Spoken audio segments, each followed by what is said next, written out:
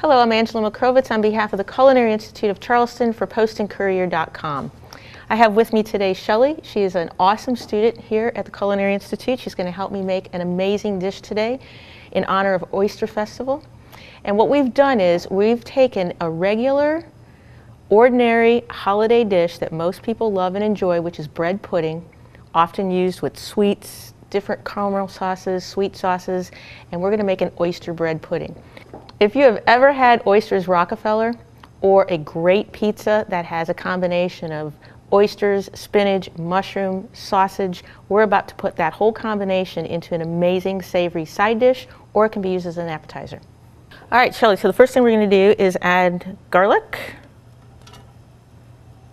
lots of it,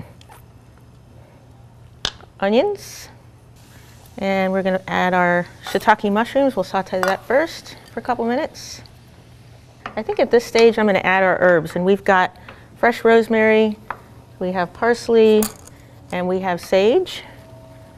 That way it sort of infuses it at this. It smells good, doesn't it? Then I've got an amazing Italian sausage that's been homemade. It has fresh herbs in it, fresh mozzarella. You do not have to, I know you mentioned earlier you don't like really the sausage thing, but you could use turkey sausage. We could have no sausage. You could have hot dogs for your kids. All right, these are local oysters.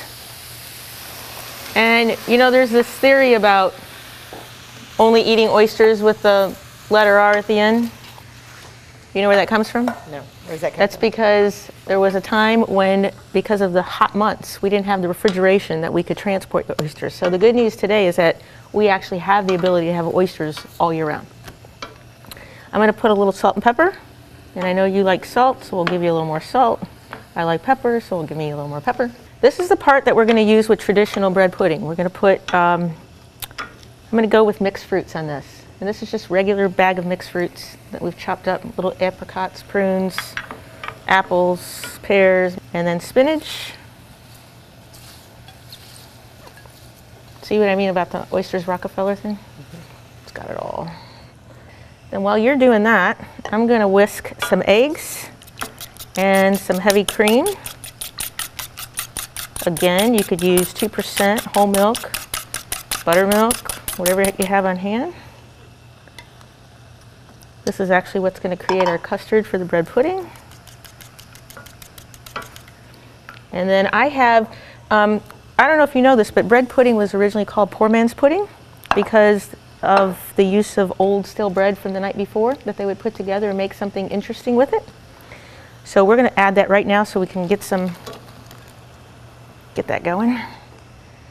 But what's really cool about this, Shelley, is it not only is a great side dish, but you could cut it up into smaller squares, serve it as an appetizer, put an artichoke on top.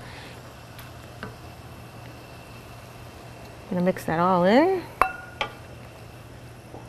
So everything is completely wet, and then we're going to put it in our baking pan and bake that off. I think it's endless what you can do to bread pudding and totally turn it into something different just with a basic loaf of bread and ingredients you have on hand. All right, that looks great. Okay, so Shelley, thanks for helping me today. And what we're going to do is we're going to bake this in a 350 to 375 degree oven, depending on how hot your oven is at home, for about an hour. On behalf of the Culinary Institute of Charleston for PostandCourier.com, thanks for joining us in our kitchen today.